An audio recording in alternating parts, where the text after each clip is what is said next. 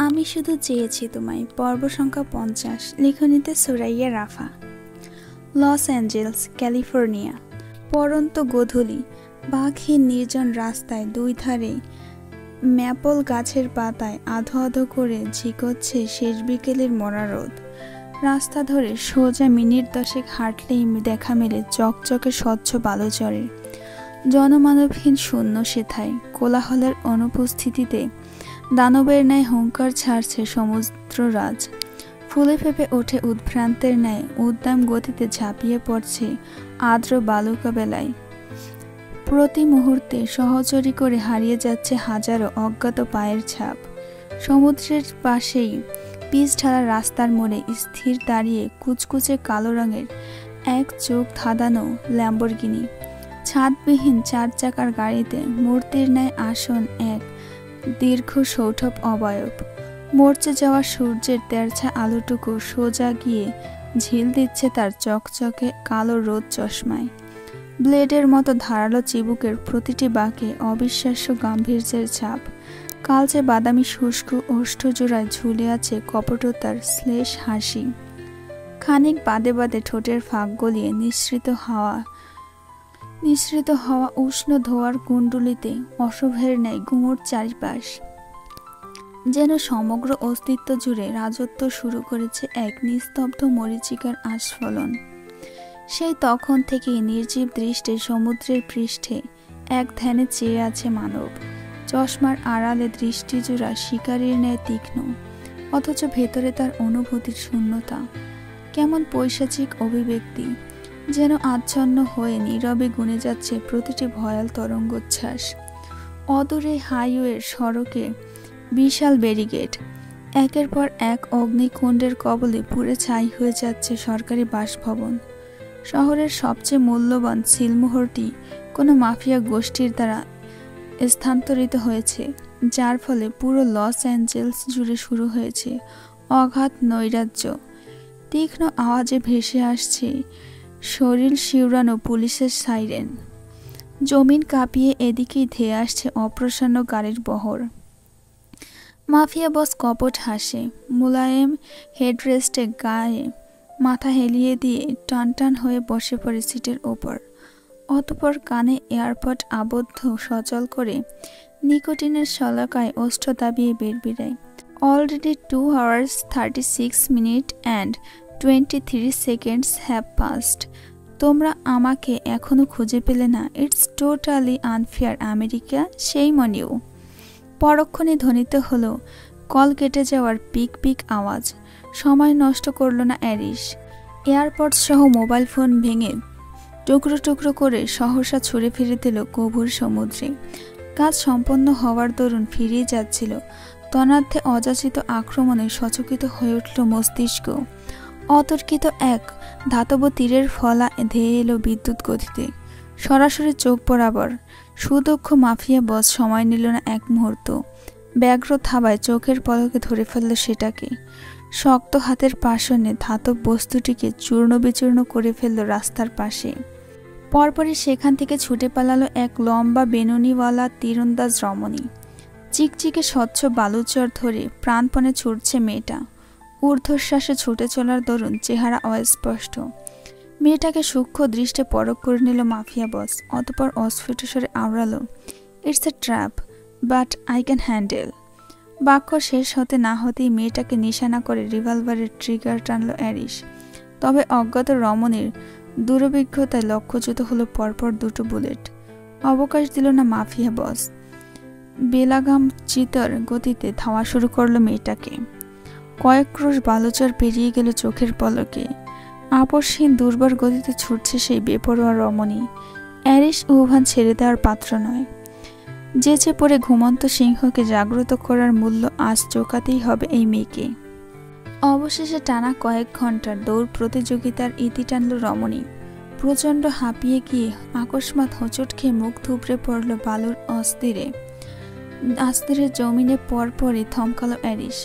মাথার উপর থেকে কালো হুডির আস্তন সরিয়ে ছুড়ল কর্কশ স্বীকারোক্তি, you have too much energy. দম আছে, মানতেই হবে। অ্যারিসের বাক্যে গোখরা সাপের ন্যায় ফোঁস করে দৃষ্টি ঘুরালো রমণী। মেয়েটাকে দেখা মাত্রই আরেক দফা অবাক হলো অ্যারিস। কৃষ্ণবর্ণের নিখাত মুখশ্রী, যোদ্ধার মতো রুক্ষ দৃষ্টি, কঠোর ধারালো মুখায়ব, অভিব্যক্তি জুড়ে প্রলোভ হিংস্রতা, এই সবকিছু ছাপিয়ে গেল মেয়েটার অদ্ভুত চোখ দুটোর মণিতে, যার একটা অ্যারিসের চোখের ন্যায় ধূসর বাদামি, অন্যটা ঈশানীর মতো প্রগাঢ় নীলাভ। হেটেরোক্রোমিয়া, অদ্ভুত স্বরে বিড়বিড়ালো মাফিয়া বস। হেটেরোক্রোমিয়া মূলত কোনো রোগ নয়, এটা এক ধরনের জিনগত বৈশিষ্ট্য। সাধারণত দুটি চোখের রং সম্পূর্ণ দুরকম হয়, যদিও পৃথিবীতে খুব বিরল এই বৈশিষ্ট্য। What a mysterious girl. বাক্য ধ্বনিত হতে না হতেই আত্মরক্ষার্থে অ্যারিসের পানে এক থাবা ঝরঝরে বালু ছুঁড়ে মারল মেয়েটা। অযাচিত ধোঁয়াশায় এক মুহূর্তের জন্য দৃষ্টি সরালো মাফিয়া বস। সেই সুযোগেই নিমেষে চোখের আড়াল হয়ে গেল মেয়েটা। অ্যারিস বাঁকা হাসে, অতঃপর আস্তে আস্তে এগোয় সম্মুখে। কিছু দূর যেতেই দেখা মিলল একটা অদ্ভুত ভাঙাচোরা ক্যাসেলের। নির্জন বালুকাবেলায় গম্ভীর্যের ন্যায় মাথা উঁচিয়ে দণ্ডায়মান সেই দুর্গ। ক্যাসেলটির চারিপাশে ভাসমান ফুলের আর সমুদ্রের ঢেউয়ের সাথে ভেসে আসা নানান ধরনের আসবাব দিয়ে আবর্তিত। সামনে রয়েছে ঝুলন্ত কাচের বোতলের প্রাকৃতিক সুরক্ষা। তৎক্ষণাৎ এক হাতে লম্বা ধনুক আর অন্য হাতে তীরের ফলা নিয়ে ধেয়ে এলো মেয়েটা। কঠোর হস্তে মেয়েটাকে প্রতিরোধ করায় ব্যস্ত হলো অ্যারিস, তবে দমল না রমণী।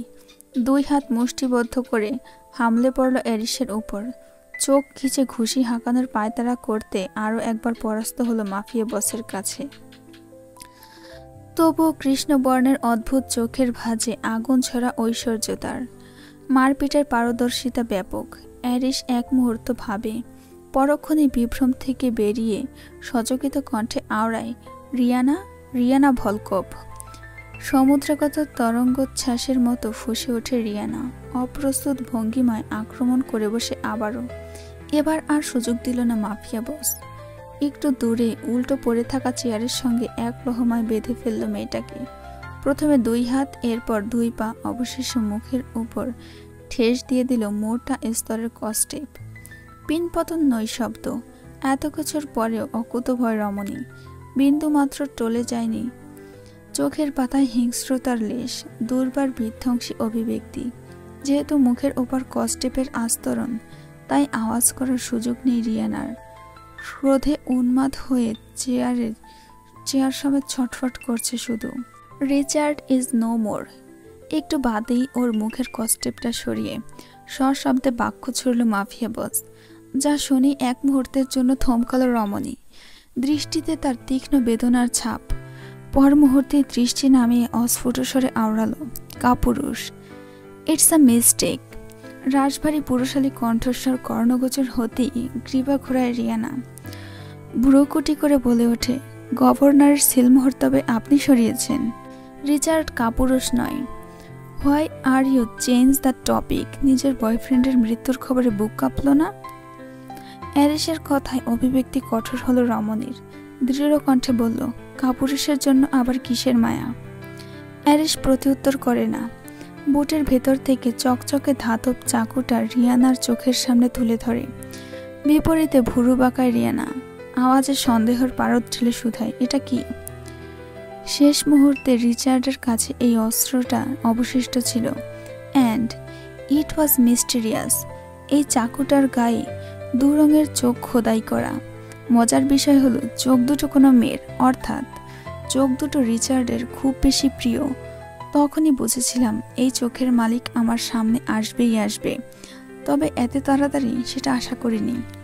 একটুখানি শান্ত হয় রিয়ানা, স্বগক্তিতে বিড়বিড়ায়, হি ওয়াজ এ কাওয়ার্ড। ও আমাকে ভালোবাসতে ভয় পেত। তন্মধ্যে আরেক দফা বাক্য ছড়ে অ্যারিস, জীবনের শেষ মুহূর্তে তোমার বয়ফ্রেন্ডকে জিজ্ঞেস করেছিলাম তার দুর্বলতা কি, সে তোমার নাম বলেছিল। অদৃশ্য যন্ত্রণায় কাতর হয়ে ওঠে রমণী। কঠোর নেত্রপটে জড়ো হয় ব্যথার তুফান। প্রকম্পিত স্বরে আওড়ায়, অসম্ভব। রিচার্ড আমাকে ছেড়ে পাইরেটস দলে যোগ দিয়েছিল। ও নিজের দস্যু জীবনের লোভে আমাকে ত্যাগ করেছিল।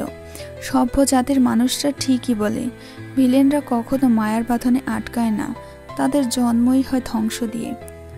ভুলক্রমে যদি একবার আটকে যায় তবে নিজেকে ধ্বংস করে হলেও সেই মায়া সুরক্ষিত করার ক্ষমতাও রাখে তারা।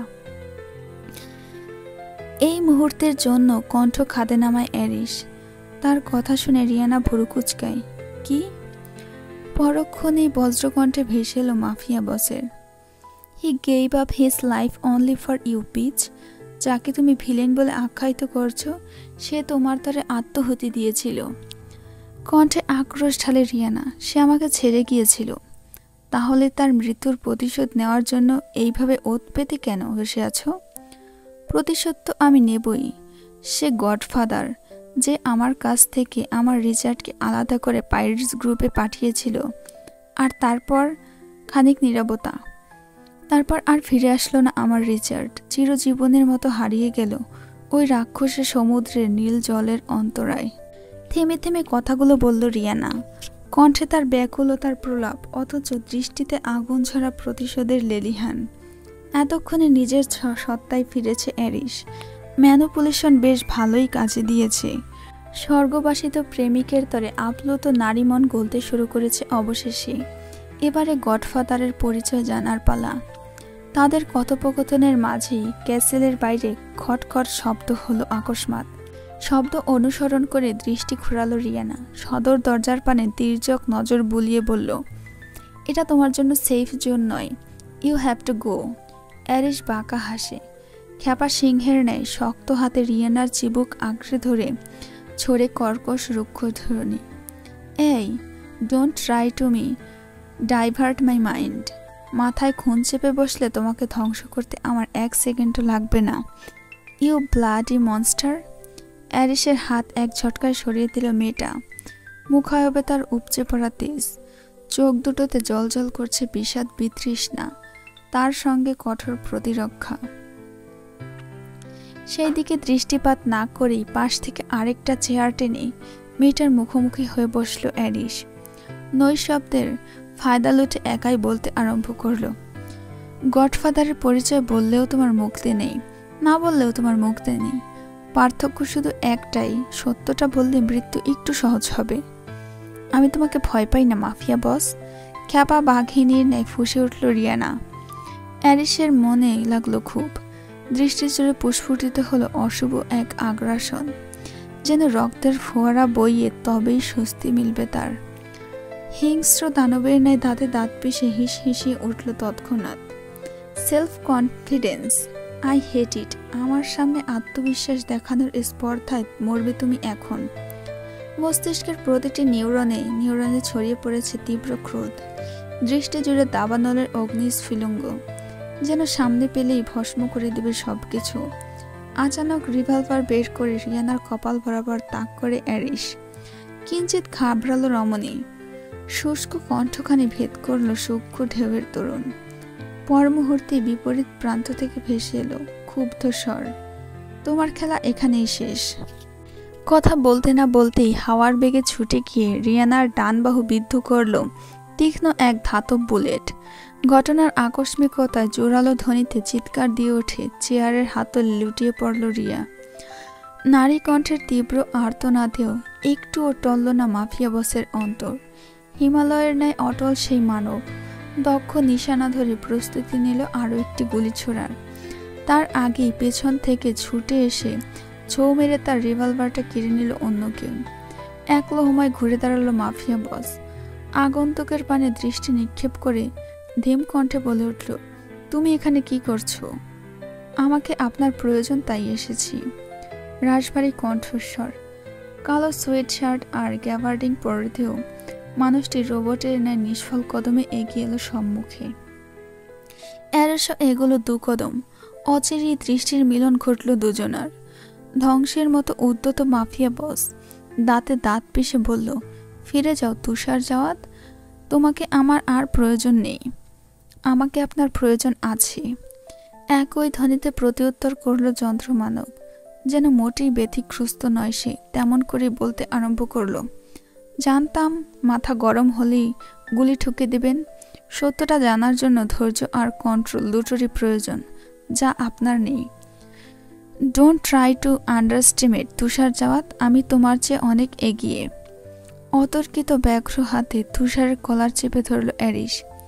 সেদিকে ভ্রুক্ষেপ করল না যন্ত্রমানব, কণ্ঠ তার শীতল সাবলীল। কিন্তু বয়সে আমি বড়। ফাক ইউর ব্রোম্যান্স। খ্যাপাটে অ্যারিস গর্জে উঠল। তুষার দম ছাড়ার আগেই তার নাসারন্ধ্র বরাবর ঘুষি ছুড়ল কয়েকটা মুহূর্তের জন্য স্তব্ধ হয়ে গেল পরিবেশ। পেছনে ফিরে থুথুয়ের সাহায্যে মুখ গহ্বরে জড়ো হওয়া রক্তের দলা অদূরে ছুঁড়ে ফেলল তুষার। অতপর কোনো পূর্বাভাস ছাড়াই পাল্টা ঘুষি হাঁকালো অ্যারিসের মুখে। সুনিপুণ অধরকোণে রক্ত রঞ্জিত হলো। জিভের ডগায় উৎকট নোনতা স্বাদ অনুভূত হতেই অশুভের ন্যায় কপট হাসল মাফিয়া বস। রক্তটুকু লোহন করে অতি কপট স্বরে আওড়ালো, actually I am not a vampire, but it's taste so good. অতপর অতর্কিতে ঝাঁপিয়ে পড়ল তুষারের উপর। কোনো বন্দুক নয়, কোনো মরণাস্ত্র নয়, কেবল ধস্তাধস্তিতেই একজন অপরজনকে রক্তাক্ত করে ফেলল ওরা। সে কি তেজ, সে কি ক্রোধ! একজন দুটো হাঁকালে অপরজন গুনে গুনে চারটা ফেরত দিচ্ছে। এভাবেও বুঝি রক্ত ছড়িয়ে অভিমান মেটানো যায়? মাফিয়াদের রক্তের ফোঁটার দাম নেই, সত্যি কোনো দাম নেই। নইলে এত রক্ত ঝরানো তাই তুষার অ্যারিস দুজনেই কারাদণ্ড প্রাপ্য। ওদিকে অ্যারিস আর তুষারের কাণ্ডে হতবুদ্ধি হয়ে যায় রিয়ানা। আহত শরীরটাকে কোনো মতে সামলে চেয়ারে ঠেস দিয়ে বসেই আছে সে। ঘটনার এক পর্যায়ে ওরা দুইজন বেগতিক হয়ে উঠল। রক্তে ভেজা চপচপে শরীর নিয়ে কেউ কাউকে এক চুল সমান ছাড় দিতে নারাজ তারা। সেই সময় পেছন থেকে বাক্য ছড়ে রিয়ানা, তোমরা আমাকে ধরতে এসে নিজেদের মধ্যে কেন মারামারি করছো? এতই যখন বক্সিং খেলার শখ, তখন আমাকে ছেড়ে দাও, তারপর যা খুশি করো। এইসব বেহুদা নাটক দেখার সময় নেই আমার। সেই শুরু থেকেই মেয়েটার সাহস থেকে অবাক হয়ে যাচ্ছে অ্যারিস। দুই হাত মুষ্টিবদ্ধ করে ভয়ঙ্কর দৃষ্টিতে তাকিয়ে কিছু বলবে মেয়েটাকে, তার আগেই ওপাশ থেকে বাক্য ছড়ে তুষার। কথায় দেখছি প্রচণ্ড ধার। তৎক্ষণাৎ প্রত্যুত্তর করল অ্যারিস, এই মুহূর্তে ওর জিহ্বা কেটে দেব আমি। বাদ সাধল তুষার। ঠান্ডা স্বরে বলল, ও যা জানে সেটা আগে বের করতে হবে। মেয়েটা মিস্টিরিয়াস, মুখ খুলছে না কিছুতেই। অ্যারিসের কথায় দম নিয়ে হাসল তুষার। কৌতুক করে বলে উঠল, আপনি যেই লেভেলের হিংস্র, ও চাইলেও কিছু বলতে পারতো না। আমি বাধা না দিলে এতক্ষণে উপরে পাঠিয়ে দিতেন। I hate argument. মেয়েটা তর্ক করে যাচ্ছিল তখন থেকে। অ্যামাজন জঙ্গলের সবচেয়ে প্রাচীনতম অধিবাসী এরা। সত্যিকারের পাইথন আর অ্যানাকন্ডার সঙ্গে দীর্ঘদিন সহাবস্থান এদের। মিস্টিরিয়াস তো হবেই, দেখুন গুলি খেয়েও কেমন স্ট্রং হয়ে বসে আছে। They have some extraordinary human immunity. কি বলতে চাইছো? রক্তাক্ত অ্যারিস ঘুরে তাকায় তুষারের পানে। নৈশব্দে হ্যাসূচক মাথা নাড়িয়ে অদৃশ্য এক ইঙ্গিত প্রদান করে Tushar. You need to use our mind. কথা শেষ হতেই রিভলভার হাতে স্থির কদমের সামনে এগোয় দুজন, একই গতিতে। খানিক আগের মারামারি ধস্তাধস্তি সবটাই যেন অলীক। এখন এই মুহূর্তে তাদের লক্ষ্য এক, চিন্তা এক, কৌশল আর ভবিতব্য সেটা বোধহয় অভিন্ন। একযোগে এগিয়ে আসা প্রতিটি জোরালো কদম জানান দিয়ে যায় তার সত্যতা। তুষার এবং অ্যারিস যেন দুটি পৃথক দেহের একই সত্তা। ওদের দুজনকে একযোগে এগিয়ে আসতে দেখে কিঞ্চিত ঘাবড়ায় রিয়ানা। চল শক্ত করে বিড়বিড়ায়, ইউ গাইস আর ইনসেইন। কাছাকাছি আসতেই এদিক ওদিক ঘাড় ফুটিয়ে সোজা রিয়ানার মুখোমুখি চেয়ারে বসে পড়ে অ্যারিস। অনেকটা আয়েশ করে হাঁটুর উপর আরেক পা তুলে রাজা ধীরাজের মতো বসল সে। ওদিকে পেছন থেকে রিয়ানার মস্তক বরাবর রিভলভার ঠেসে ধরল তুষার। মুখায়ব চুপসে গেল মেয়েটার। বিপদ আসন্ন ভেবে কুণ্ঠিত স্বরে আওড়ালো, তোমাদের সঙ্গে আমার কোনো শত্রুতা নেই, তাহলে শুধু শুধু আমাকে কেন মারতে চাইছো? হুস, আরেকটা অপ্রয়োজনীয় বাক্য ছুড়লে জিহ্বা কেটে দুভাগ করে ফেলবো তোমার। মাফিয়া বসের নীরব হুমকি। অন্তর আত্মা কম্পিত হয় রিয়ানার। কিন্তু কিছু বলতে গিয়েও থমকায় সে। ফের প্রশ্ন ছুড়ে তুষার, রিচার্ডকে পাইরেটস দলে কে পাঠিয়েছিল? দীর্ঘশ্বাস ছাড়ে রিয়ানা, আত্মসমর্পণের মতো করে নির্লিপ্ত কণ্ঠে জবাব দেয়, আমি বললে বিশ্বাস করবে তোমরা? ওপাশ নৈশব্দ, গুমট আবহাওয়া পরিলক্ষিত হলে একা একাই বলতে আরম্ভ করে রিয়ানা। ঘটনার শুরু হয় ব্লাড ডায়মন্ড দিয়ে। এই অভিশপ্ত বিরল পাথরটাকে অ্যামাজন অধিবাসীরা বলে ধ্বংসের দূত। এই পাথর যার কাছেই যায় সেই কোনো না কোনোভাবে বিপর্যস্ত হয়। তোমার কাছে ফেইরি টেল শুনতে আসেনি আমরা। Answer your question beach.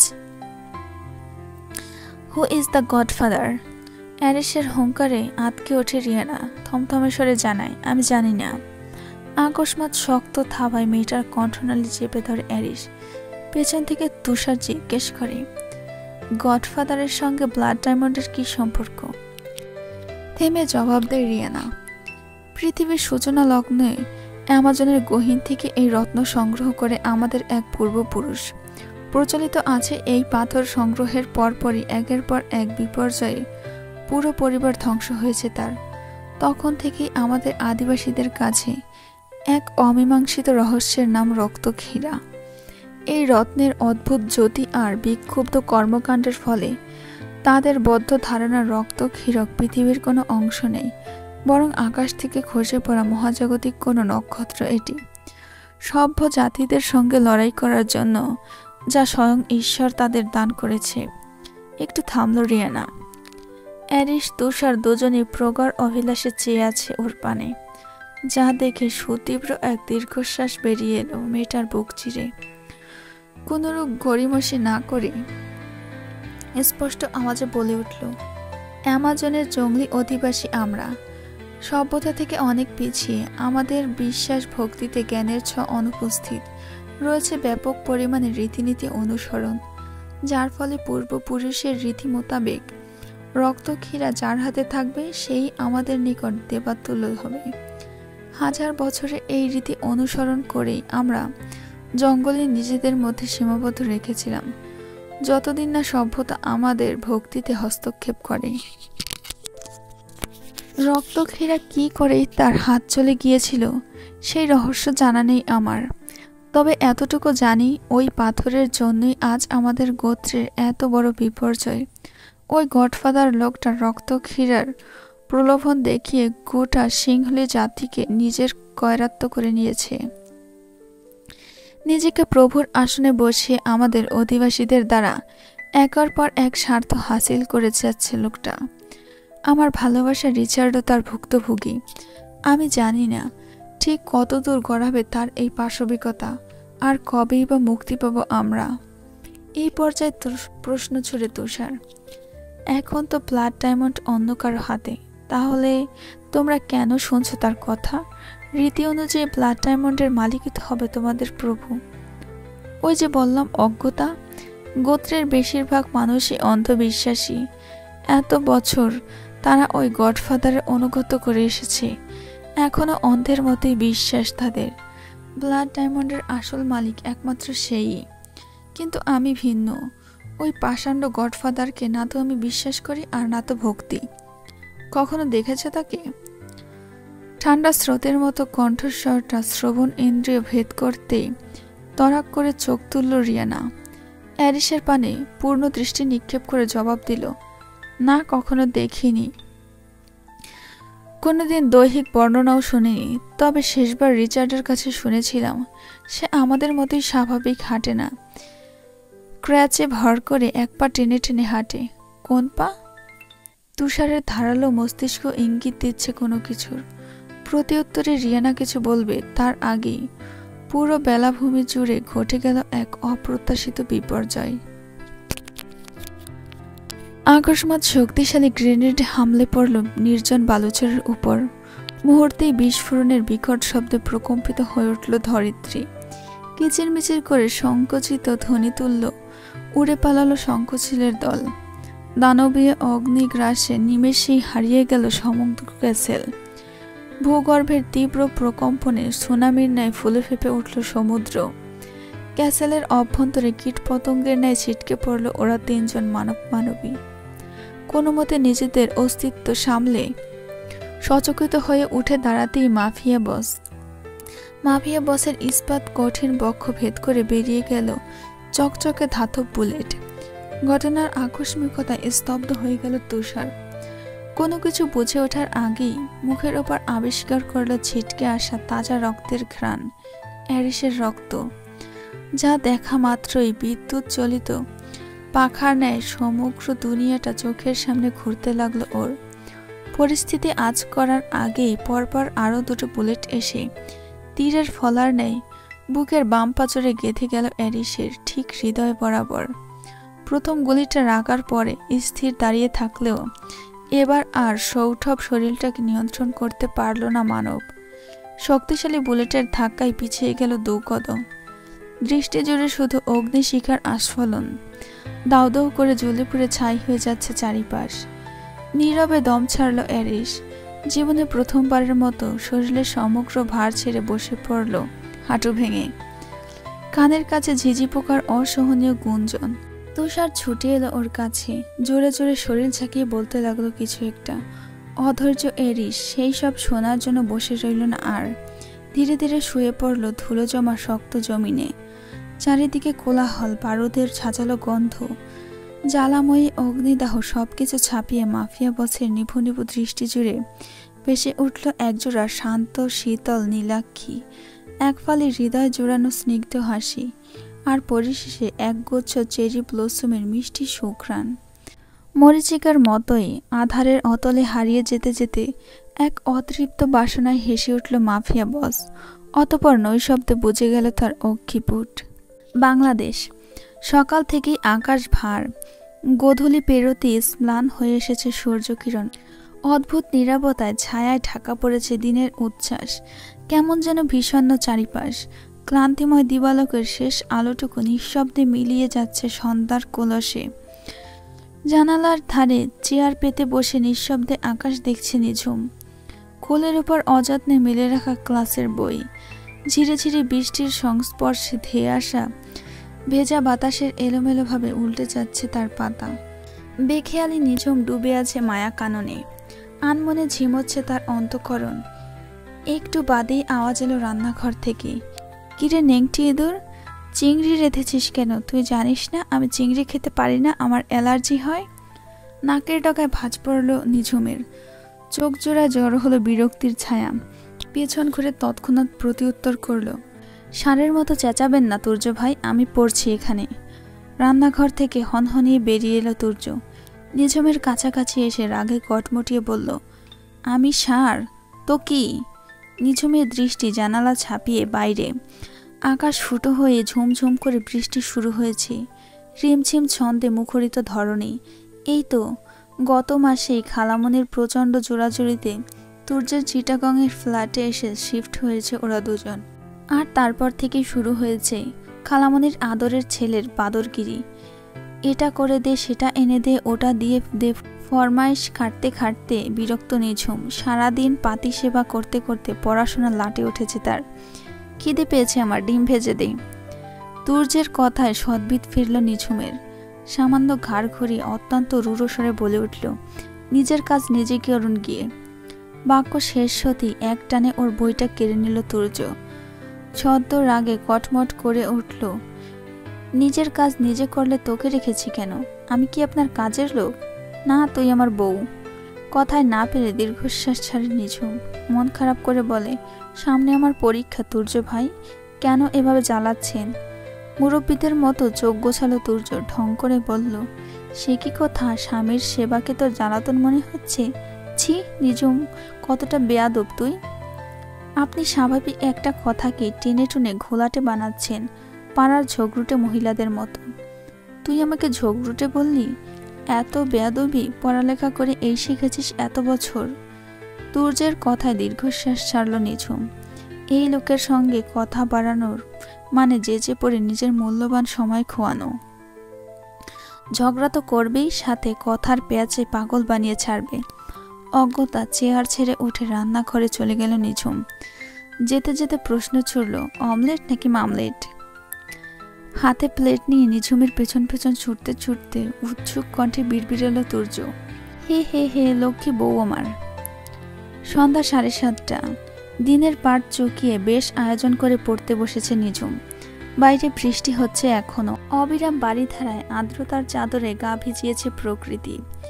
ভেজা মাটির সোদা গন্ধে মন্থর আবেশে বুঁদ হয়ে আছে হৃদয়। বৃষ্টির ফোঁটার শব্দ অদ্ভুত শিথিল হয়ে গিয়েছে মস্তিষ্ক। এরূপ সময় মনোযোগ ভালো থাকে, তাই পাঠ্য বইয়ের জটিল সব অঙ্কগুলো এখনই কষতে বসল নিঝুম। আঙুলের ডগায় কলম ঘোরাতে ঘোরাতে আবিষ্কার করলো ওর পাশে এসে দাঁড়িয়েছে কেউ। পারফিউমটা চেনা চেনা। তুর্যের উপস্থিতি টের পেয়ে ঘাড় ঘোরায় নিঝুম। বিরক্তির স্বরে বলে ওঠে, আবার চলে এসেছেন? আমি পড়তে বসলেই আপনার যত জ্বালা, তাই না? কি চান, পরীক্ষায় ফেল করি আমি? হ্যাঁ, তাই তো চাইবেন। ভালো চেয়েছেন কখনো কি আপনি আমার? তোর সমীকরণে ভুল আছে। শান্ত সাবলীল স্বরে প্রত্যুত্তর করল তুর্য। দৃষ্টি তার নিঝুমের নোটপ্যাডে আবদ্ধ। থমকালো নিঝুম। নিজ খাতার দিকে গভীর দৃষ্টিপাত করে বলল, মানে? তুর্য কথা বাড়ালো না, বিনা অনুমতিতে ঝুঁকল সম্মুখে। রমণীর গা ঘেঁষে হাত বাড়ালো নোটপ্যাডে। জটিল সমীকরণ, যেটা গত 1 ঘন্টা ধরে মিলিয়েছে নিঝুম, সেইটা একটানে কেটে দিয়ে দক্ষ হাতে সলভ করলো অঙ্কটা। সবশেষে উত্তর মিলিয়ে গ্রীবা ঘুরিয়ে তাকালো নিঝুমের পানে। মেয়েটা অবাক দৃষ্টিতে বিন্দুমাত্র ভ্রুক্ষেপ না করে গভীর স্বরে আওড়ালো, তোর ভালো চাই কিংবা না চাই, তোকে কিন্তু ঠিকই চাই। কি? অতচকিত নিঝুমের কণ্ঠ ভেদ করে বেরিয়ে এলো অযাচিত শব্দ। তুর্য আর প্রত্যুত্তর করল না। গলায় তোয়ালে ঝুলিয়ে গুনগুন করতে করতে ঢুকে গেল শাওয়ারে। নিঝুমের আর পড়াশোনা হলো না সে রাতে। বৃষ্টির সাথে পাল্লা দিয়ে বেগবান হয়ে উঠল তার ভাবনার মায়াজাল। ঠিক সেই মুহূর্তে নিঝুমের ভাবনা ছাপিয়ে শাওয়ার থেকে ভেসে এলো তুর্যের চমৎকার গানের গলা। আমার মনের যোজনায় আমি কাউকে দেব না, তোমায় গাইথা রাখছি মনের মাঝে, নিজেও জানো না। যতই করো বাহানা, তোমায় যেতে দেব না। আমি পাগল হয়ে ঘুরবো, তবু পিছু ছাড়ব না।